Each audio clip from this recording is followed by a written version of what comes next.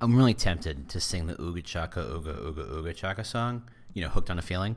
I don't remember exactly who sang it, but I'm not going to do that because right now copyright violations are messy, and while I know plenty of podcasters use actual recorded music in their podcasts and are not paying royalties in any way, shape, or form, despite the fact that I am a negative target, I have no money for this whatsoever. No, you feel free to sue me on that because I have nothing. It's all, I'm not a rich target. Don't worry about me. I'm still not going to do it. But, in your own head, if you want to think about the dancing computer animated baby from Ally McBeal while you're singing Ooga Chaka, Ooga Ooga Ooga Chaka, feel free. Go nuts. We'll be right back. Welcome to the Talent Cast, the world's most caffeinated employer brand and recruiting podcast. I'm your host, James Ellis. Thanks so much for listening. If this is your first time for joining in, we do things a little differently. We try and do deep dives. There's not a lot of interviews here. There's not a lot of news here. This is about how do we get smarter and better. And that means how do I get you smarter and better? How do I get you to think about these problems at a deeper level so that you can solve them and look like a genius to your boss? If this isn't the first time you've been here, thanks so much for returning. Feel free to share with your friends, your coworkers, your boss. I don't know. We really do appreciate that. All right, let's get into it. Hey, how you doing? James Ellis here. Full disclosure, I recorded this once about a half an hour, hated it, and said, do I want to do this again? And yes, the answer is yes, I want to do this again. I want to take that rambling all over the map episode and turn it into something a little more effective for you. I think there's a lot of meat here. I think there's a lot of value here, and I want to make sure you get some value out of it. It's been a while since I've had to completely throw away and re-record a podcast, so I guess it was my time. First off, housekeeping. This is going to really be a really busy month. I mean, just an insanely busy month. Tomorrow, I'm going to talk to Adam Gordon over at Talent Pipe on a webinar. 2 days after that, I'll be in Waukesha, Wisconsin. That's near Milwaukee. To talk for MRA. After that, I'm going to be at Sherm Talent. I think that's the one after that. That's in Nashville. After that, there's a client conversation or client trip I'm probably going to do in San Francisco. And after that, there's Erie and San Diego. So assuming things don't get even more complicated somehow, that's what's going on. It's a crazy month. So come say hello, come find me, come hear me speak, etc., etc., etc. Anyway, you can see all that stuff over at the Talent Cast or jamesellis.us. Feel free to give me your email address and I will keep you up to date with podcasts and episodes and stuff like this and not spam the heck out of you. That's my promise to you. Anyway, I want to talk about feelings. I mean, hold on. Okay, I got to be careful with that because I actually don't want to talk about feelings. I want to talk about emotions, and I think emotions are different. One of the things that happened this last week, I spent 3 days at Talent Brand Summit with 100 employer brand people where there were amazing conversations with people in very big companies, very small companies, people who have been doing this for a very, very long time, people who are relatively new at this job or this kind of set of responsibilities, I guess. Calling it a job, I think, is complicated given our industry. I think a lot of people are recruiters who are just tasked with, also employer brand, have fun. So let's just call it the focus, right? There's a lot of people with employer brand focuses, and they come from big companies and small companies. They have big budgets and little budgets. All of them complain about not having enough. I get that. Some have huge brand recognition, some do not. But in the end, we talked a lot. And I talked with some amazingly smart people, and we came up with some really interesting ideas. And the conversations kind of wound around like a good party should. And one of the things that struck me after all of it was how little any of the conversations talked about emotions. And we're talking about getting a job. And when we talk about getting a job, and I think I've said this about a million times, when you talk about asking people to apply for a job, you're asking them to change their lives. You are asking them to radically change everything about their lives. Now, it doesn't matter. They're not, even if they're moving from one job across the street to another, even if the title is effectively the same, even if the salary isn't all that different, you're asking people to change their lives. They're changing their standard processes, their day-to-day operations, how they see the world, what they're expected to do, how they're expected to grow, the politics of the job in the company, the KPIs of the job in the company, the coffee's going to be different, the lunch is going to be different, their boss is going to be different, who they have to please is going to be different, their expectations are going to be different. If they change something beyond a job from one side of the street to another, their commute's going to be different. Their mode of transportation is different. Here in Chicago, I once had a job where I was on the Metro, which is the commuter train, and the next I had another job which was purely on the local train, the L, as is famous here. It radically, the jobs themselves weren't that far from each other. They were less than a mile away from each other, but the modes of transportation dictated so many different changes about a job. Asking people to change a job is asking them to change their lives. That is an emotional thing. No question about it. It is an emotional thing. People don't change their lives because they're bored. People change their lives because they need to change emotional states. They want something better for themselves. Right? Yes, money's great, but money is in service of getting something you want. And most of the time, that's about sating some emotional need. I need to feel like I'm in charge of this. I need to feel like I'm better than this. I need to be seen as more respected. I need to have more free time. I need. Right? Those are all emotions connecting to. Now, emotions are difficult because they're hard to extract. They're hard to elicit. They're hard to spark in other people. You know how I know? Well, here in the States, and I presume, I'm going to guess it's similar over in Europe, political ads are incredibly fear-mongering. You have 30 seconds to explain why this candidate is different from that candidate, and if you focus on facts, you're not going to get very far. No one buys a diamond necklace going, this has 0.01 carat more than the other, and it has a slightly higher clarity rating. No, you look at a diamond and you go, I love that diamond. I love that piece of jewelry. I have fallen in love with it. I have an emotional response to that thing. Then when you say, why did you pick that diamond over that diamond or that ring over that ring, you say, okay, I'm going to go find some facts and justify my emotional response, because most people make decisions based on emotions. So you see political ads and it's about fear-mongering. It's about don't vote for that guy because he's a jerk and he once kicked a puppy. And don't vote for her. She knows the guy who kicked a puppy. And they're horrible human beings. And you know that if you elect them again, it's always this way, if you let them be elected again, oh my goodness, the more puppy kicking will happen. So elect this other person. Notice the visuals on those ads. This person kicked a puppy black and white. It's a lot of duotone, so it's straight out of the quote-unquote newspaper, assuming newspapers still exist anymore, or people read them, I don't know. It's super high contrast to make them look evil, to make them look mean, and then, of course, it's always like, hi, my name's Bob Smith, and I approve this ad. Full color, full motion graphics, smooth, well-lit Bob Smith. Gosh, he's not going to kick puppies, even though he funded some sort of council for positive puppy kicking or whatever. I have wandered to a tangent again. Hey, weird. Me? I know, right? But that's how they're trying to elicit emotion. They're trying to say negative, negative, negative, and then say, bammo, here is an alternative to the fear. Look at many news companies and, I don't know, political agendas and or current politicians, both here and in the UK, he said, hint, hint, nudge, nudging. Fear-mongering. The facts are fuzzy. Hell, in Britain, they got a big old bus. They threw all sorts of fake facts designed only to get you to have an emotional response that NHS was somehow, the National Health Service was somehow throwing money in a big pile and setting it ablaze while giggling, it seems. They threw some fake facts to justify what they were doing. The facts don't make the argument. The facts justify an argument. You have an emotional reaction to this idea that, oh my God, they're wasting so much money. There could be something better. That's an emotional response. And then you find a way to justify those reactions with facts. Whether they're real or right is a separate thing. Current President Donald Trump, very unusual relationship with the concept of fact. So his job is mostly to get you to feel something, and that fear is usually, or that feeling is usually fear. That feeling is usually, how dare they? And the they is always complicated. It's always someone of a slightly different gender, or a slightly different race, or slightly different ethnicity, or slightly different accent, or a slightly different sexuality, or what have you. It's always they. It's us versus they. It's a great way to spark fear. Fear is an emotion. Now, fear, not specifically fear, but emotions are amazing because they bypass most of the brain. Fight or flight.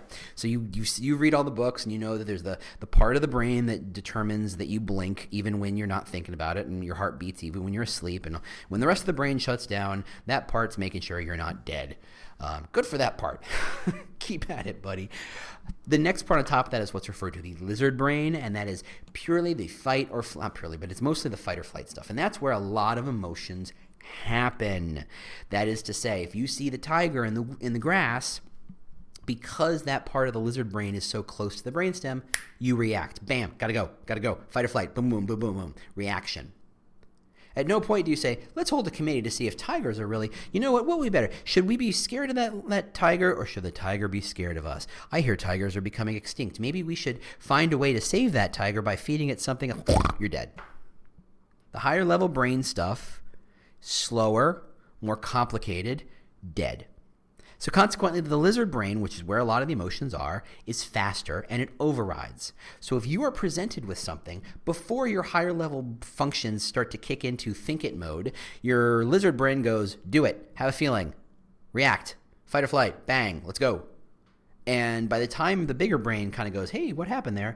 Its job is then to say, let's justify what just happened. Let's be okay with the fact. You ever have like a reaction, like you're in an airport, or you're in an airplane, or maybe, I don't know, perhaps an airport. I don't know, maybe, places where people are generally stressed and at their worst, and as human beings are just the worst. Maybe like an airport or an airplane, potentially. I don't know. Your mileage may vary.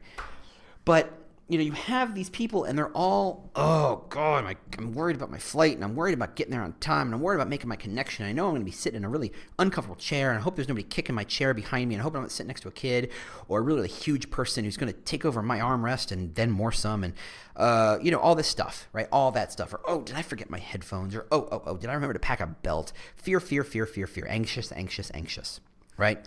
It does not take much to spark negative reactions there. It does not take much. Cutting in line. Yeah, do that. Cut in line in front of somebody at the security line and see if a fight doesn't break out real quick. That is emotional. These are smart, ostensibly smart human beings, thoughtful human beings. Because their emotional states override their thoughtful states, they get into predicaments. They get into bad situations, right?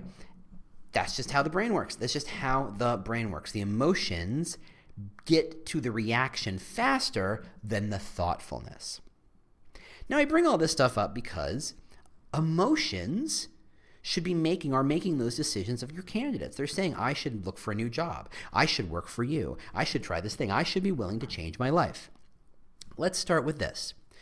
Let's look at, because really when you think about emotions in marketing, you're thinking about, how do I move someone from state X to state Y? How do I understand what their mental emotional state is now, and where do I want them to be? So you think about, where are they, and what is going to be positive and useful for them? How do I feed it so I get them to this other emotional state? Here's a great example. Here in the States, we have April 15th is tax season. It is the day all your personal taxes are due. And no one goes, woohoo, at that date. No one goes, here's a fun day. Oh, I can't wait. It's my birthday, it's Thanksgiving, and then it's tax day. Those are in order. It's a fraught day. You have 2.5 months to get your taxes done and get your shit sorted, so to speak. And it is fraught because you're always thinking, they change the tax code every year. Half the time, even smart people don't understand where these numbers are coming from. You throw in a $9 receipt into something, and suddenly you go from getting $100 to owing $1,000. You're like, well, how did I do that? Well, the answer is somehow you cross some sort of bracket. How did I do that? I don't know. It's very complicated. You got to let the software do it. Oh my God, I don't have $1,000. Yeah, I know. This is why it's tense all the time, right? Tax season is tense. Now you go look at every ad for tax software, tax preparation, tax accounting, and they're all the same. They're all very simple. Calm down. We got this. It's all very vague smile without teeth, nothing scary, confidence, comfort. We're going to have your back. We're going to maximize what you get to give you the best possible return. There's never any wackiness. There's never any craziness. They're never pretending they're going to get you to the point of saying, woohoo, tax season. They know that's not possible. They're not shooting for that. That is not what they're doing. And I'm reminded of Katrina Kibben, who is my friend, and I'm name dropping her, and she doesn't know I'm doing this, but I'm absolutely name dropping her. And let me pull it up so I make sure I have it, because I planned for this. And that is to say, she wrote something very, very, very, very smart, and I lost it. Can you believe? Katrina, this is weird advertising. She wrote something pretty telling and pretty useful, and I want to make sure I quote her accurately, which is unusual for me, I know. It's here somewhere. Where is it? Oh, I'm going to vamp until I find it. I know it. There it is. And the quote is this: you have to make people feel something to do something, right? That's the power. You want them to take to buy your tax account software. You have to make them feel like this is going to get the thing done. You want them to vote. You want them to make them feel like if you don't vote for that person, puppies are getting kicked. You make them feel something, and then they do something. right? That's the overall message. And I think we forget about that so much.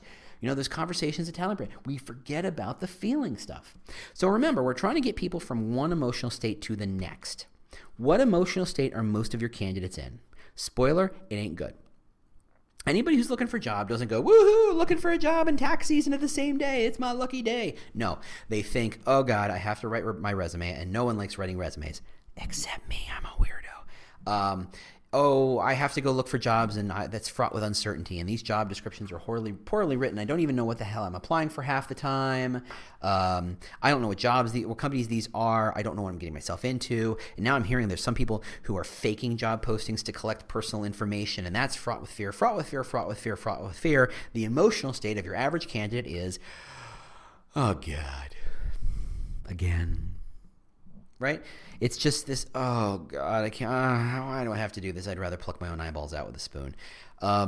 This is no fun. This is your negatives. The emotional state is all around negative. Whether you have a job, and if you're looking for a job, it means you're not happy at your job. Or you don't have a job, which means you're a little scared that you're not going to pay your bills. That's a negative emotional state. They're all in negative emotional states. And how do we combat that negative emotional state? By offering stock art.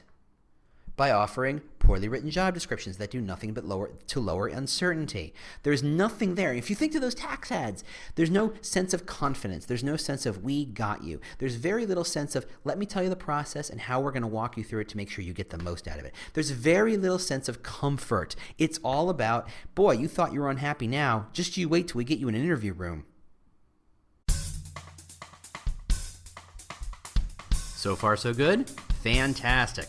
But if you can't get enough of this stuff, I have some news. You can bring the James Ellis experience to your event or company. Just go to jamesellis.us and learn about all the kinds of custom presentations I can build and deliver for you or your team.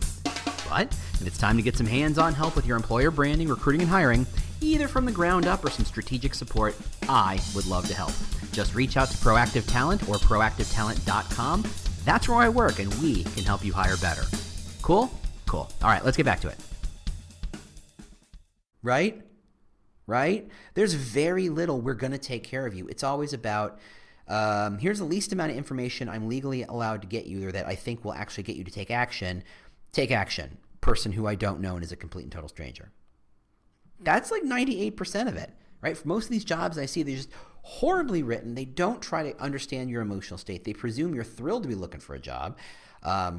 Honestly, that's why I think, for my money, that's why when you use an ATS as a job seeker and you put all the information in, at the end of it goes, all right, time to make your account. And you're like, are you freaking kidding me now? And you walk away. I think there's always that last straw, and that last straw always exists within any ATS, right? And that's because everything is boiling up to the surface. They hate that they have to do this. They hate that this resume isn't parsing. They hate that your software sucks. They hate that they have to jump through hoops, and you present yet another hoop, and they finally go, this is a hoop too far. Screw this. I'm going home. And they walk away. And you wonder why your candidates aren't great.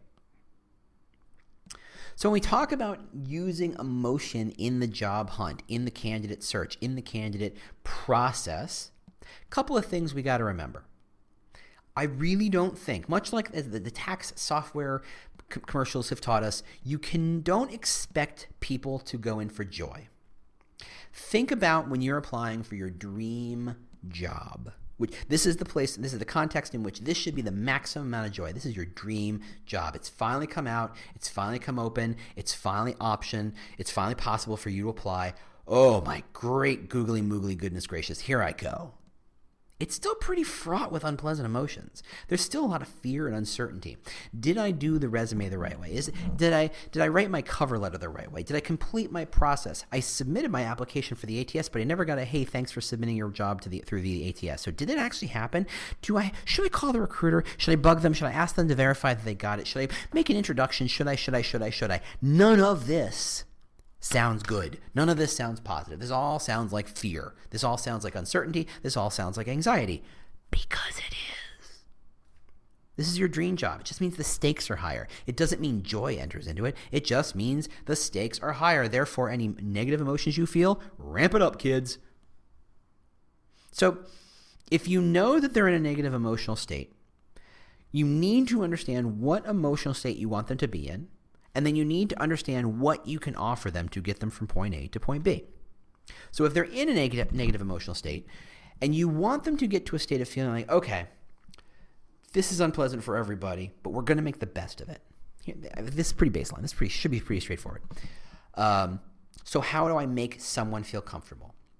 Well, you can put your process in. You can put your rules in. You can say, if you don't get in the application itself, if you say, look, if you don't get an email in 20 minutes saying this, there is a problem, and do this, do these other steps. Not do it again, because that's just being a jerk. You can say, you will get a call in 2 weeks. You can say, you will get a response in this kind of time. You can say, this is the recruiter, connecting a face to it, right? That's amazing. That's why, when you call your cable company, they say, hi, my name is blah, blah, blah. They're trying to put a face to whatever venting is about to happen. There's a lot of different ways to try and tamp down the uncertainty, anxiety that comes with uncertainty. We've talked about uncertainty before. But it's an emotional state. So you need to leverage and understand, okay, what we're trying to do here is lower the uncertainty, to lower the anxiety, to make people feel more comfortable to apply for the job. But there's more. You could do a lot more. You could hope for better. Now, I'm not talking about candidate experience, and I think we're going to talk about candidate experience a little farther down the road, because I've had some I've tried to avoid this subject for a very long time, but now I'm being forced to not avoid the subject, and now it's been very interesting to think about. But anyway, when you think about emotional change, if you remove the things like fear, if you remove the things where there's a gut reaction, a fight or flight reaction, that's why 30-second political commercials don't focus on joy, because joy is very hard to elicit. They focus on fear because fear is pretty easy to do, especially in this society. Fear is always there. It's just a matter of sparking it, hitting that right button, and suddenly, ooh, I'm scared. And if you think you only have 30 seconds to create the emotional reaction, you really don't have a lot of choices. You really kind of do have to lean on fear or anxiety, or, and all sorts of different fears. Fear of the other, fear of the unknown, fear of the future, fear of whatever. It's all fear, right? It doesn't have to be all clowns with weird makeup. It can be fear. It's just generalized, all around us fear. It's the world. If you knew perhaps, though, that you had more time to create an emotional response, what kind of an emotional response would you want? And I bring this up because I had an interesting conversation with someone who will remain nameless for a very large company, who will also remain nameless, who happens to have access to a very large ATS that a lot of you use, which will also remain nameless. So they get to see some very interesting aggregated data.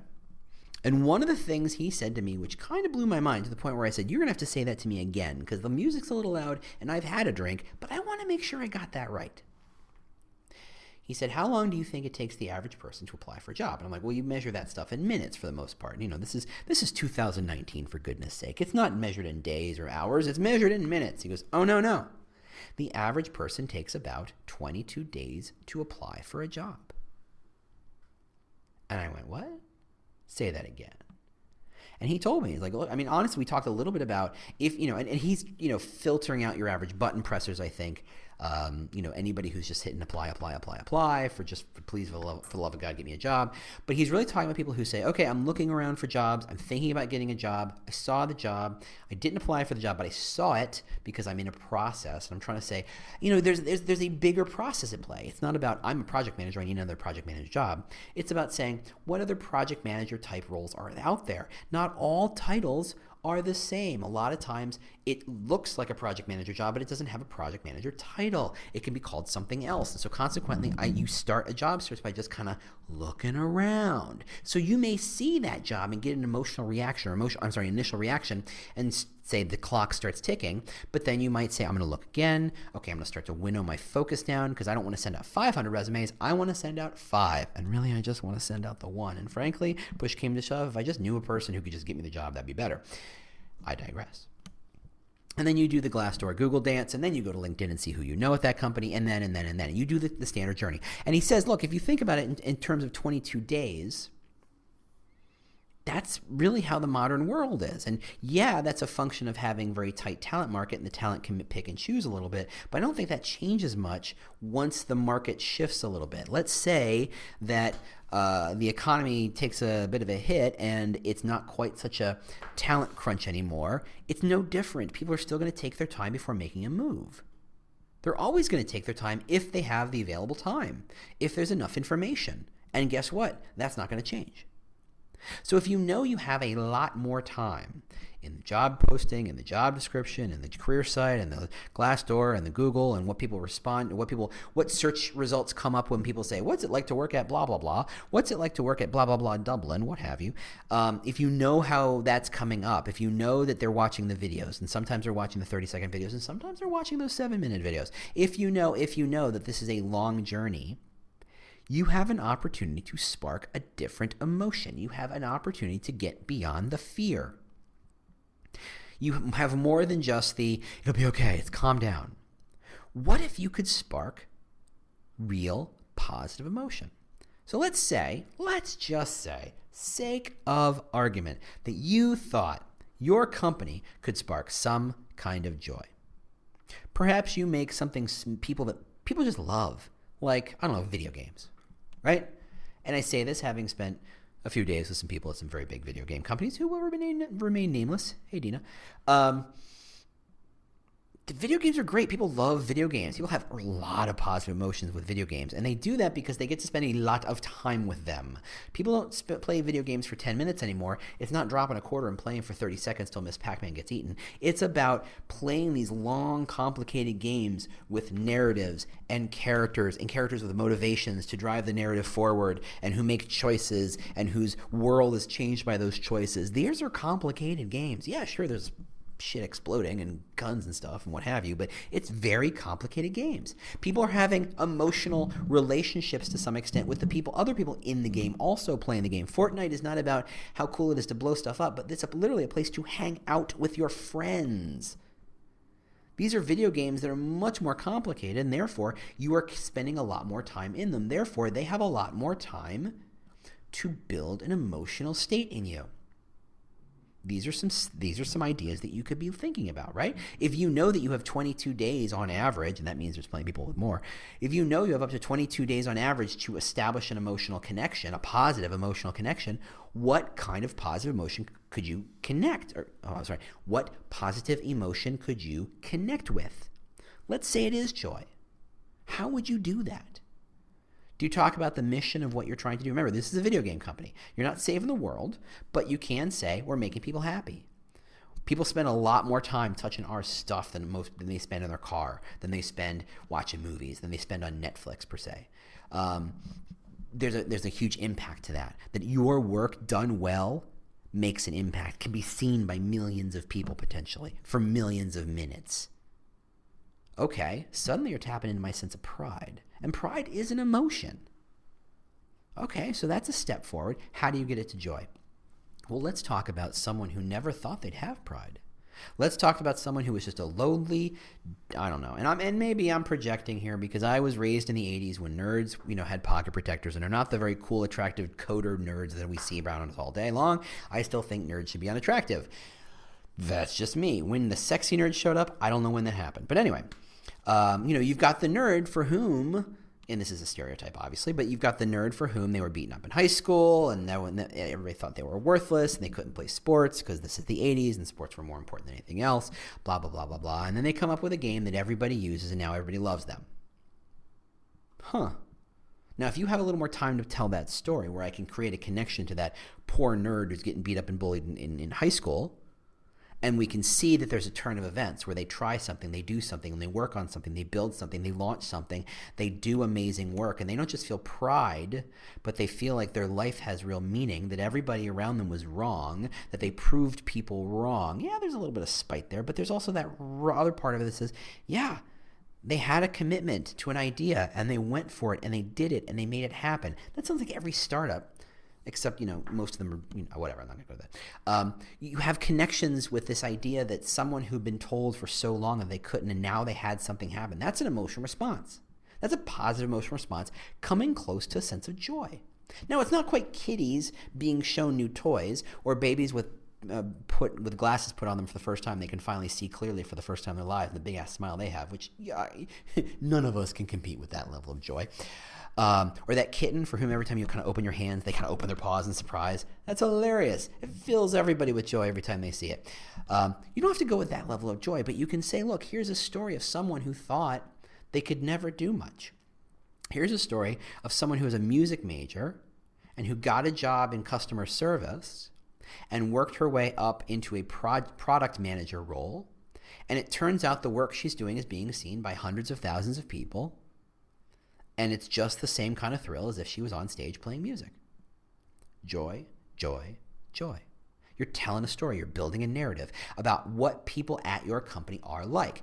Look at the videos you're trying to make when they're not being boring as hell. If you could figure out how to scrape away all the boring, obvious videos about day in the life and the stuff the stories that are told that don't mean anything, and there's always somebody skateboarding in the background in an open concept office. The stories of the individual people. You're talking about their journeys. If you're doing it right, you're talking about their transformation, their narrative arc, if you will, about how they move from state A to state B or state X to state Y, right? They're having problems finding a job. They finally found this job. They took it. They weren't sure what they were getting. And this is a place they could call home. And they were able to do amazing things because of it. Like, for example, A, B, and C. That is a narrative journey. And now you can even tell the second part of the story is, okay, now that they've had success, who are they now? And what are they trying to become now? How do they double down on that success? How do they take what they've learned, take what they've been able to do, and turn it into somehow more, better, whatever, right? That's a narrative. That's an emotional narrative that you can use every day. And if you know that you can't do that in a 30-second commercial, not to have it pay off in a reasonable fashion, but like I said, you know you have time to get this, to lay the groundwork. So if you tell that story in a 90, 120-second video, by the time they see the video, they've already seen your career site. They've already seen what your company does. You're not trying to shoehorn in all these facts and figures, which, by the way, we all know is validation down the road after you have the emotional response. That is to say, you react and then you decide why you reacted using logic. But if you start to lay the groundwork of this is what the company is, and this is why we do what we do, and these are the kinds of people who like doing it, and these are the kind of products we build, and this is how what day-to-day looks like, you're setting the stage so that when they do watch that video of the person with the emotional response, you can actually reasonably expect that you can create an emotional reaction. A positive, potentially even joyous emotional reaction. And yet somehow we spend all our time thinking about how do we shorten the duration? How do we get them to the apply button faster? And if Katrina's right, and I'm going to bet she's onto something there, the emotion is what gets you to take action. So maybe the lesson here, maybe the moral of this weird convoluted story isn't so much about how do we optimize a process to get them to the part where they press the button faster, where they get to the line that is dotted, right? The Glengarry Glen Ross reference. That we say our job is to create and instill emotional responses because we know and trust that once they have those emotional responses, those people will find their own path to take action. We don't have to make it easy for them. We just have to not get in our own way. We don't have to optimize it to shave off a couple of seconds or shave off a couple of milliseconds in this return screen. We don't have to focus on how quickly can we do it because we know if you've created joy in someone, they'll happily go through the process. Even if it's a little convoluted, even if it's a little messy. I mean, sure, you don't want to be a jerk about it and you just want to set some guardrails up to try and do whatever you can to not undercut that emotional reaction you've just created. But really, once you create that joy, this is a place where I'm going to feel happy. This is a place where I'm going to be satisfied. This is a place where I'm going to get to do the kind of work where I'm going to be surrounded by people who are motivated by stuff the same way I'm motivated by stuff. This is the place where I'm finally going to be able to put my flag up and say, look at what I can do. Or this is a place where I can know that I don't have to worry about my boss micromanaging. Or this is the kind of place, or this is the kind of place, whatever story you're trying to tell, it's in service of an emotional reaction. And having established that emotional reaction, you can coast on that for a very long time. You don't have to worry about a bumpy candidate experience. You don't have to worry so much about the ATS. You don't have to worry so much about a perfectly written, copywritten job posting. But it's assuming you're able to create that emotional connection, which takes time, which can, but if you have the 22 days, go for it. Make it happen. Optimization is about squeezing more out of less. Emotion's a whole other ballgame. And I'm not saying they're completely opposite. I'm not saying they're mutually exclusive. I'm saying if you're going to put $1 down in making something happen, optimizing is probably an easy way to spend $1. It's probably actually going to show some pretty obvious ROI. But that increase in ROI is going to face an economy of scale where it's going, or not an economy of scale rather, but what's the rule of the law of when you do it the next time it's slightly smaller, right? Right? And I'm blanking. I can't believe I'm blanking. You're gonna get less and less out of it. Whereas emotion, every extra dollar you spend could be presenting and creating more emotion in more people. The long-term effects are magnificent. The long-term effects are powerful. The emotion will coast into onboarding and the work. People will come skipping into work, thrilled to work for you, thrilled to start that job. Monday morning won't be terrifying. It'll be thrilling and exciting of all the wonderful things they get to do because you've established an emotional connection with them.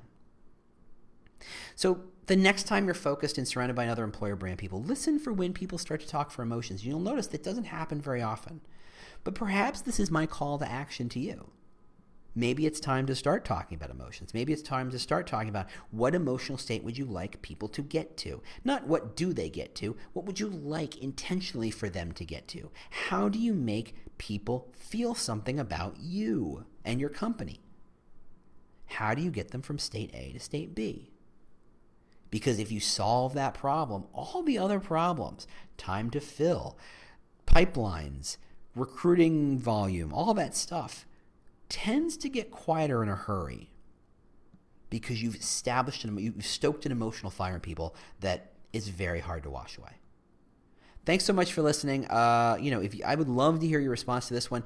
Nobody talks about emotions much, and frankly, I'm no expert in any way, shape, or form.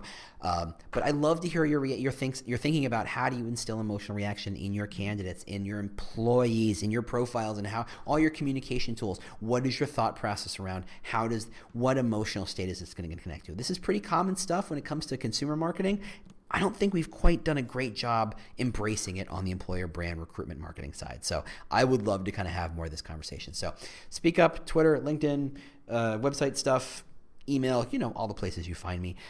Love to hear your story. Love to hear more. Love for you to argue with me as always. But just love to hear what you have to say. Thanks so much for listening, and I will see you next week. Bye. Well, the music means you've made it to the end of another episode of the Talent Cast. If this was useful to you, do not keep it a secret. Share it with your team. Share it with your boss. Share it with your networks. I don't know. Share it with your mom. If you have questions you'd like me to answer on a future show or just, general ideas about how to make this thing better, just ping me on Twitter. I'm at The War for Talent, at The War for Talent. Thanks so much for listening, and we'll see you next week. Bye.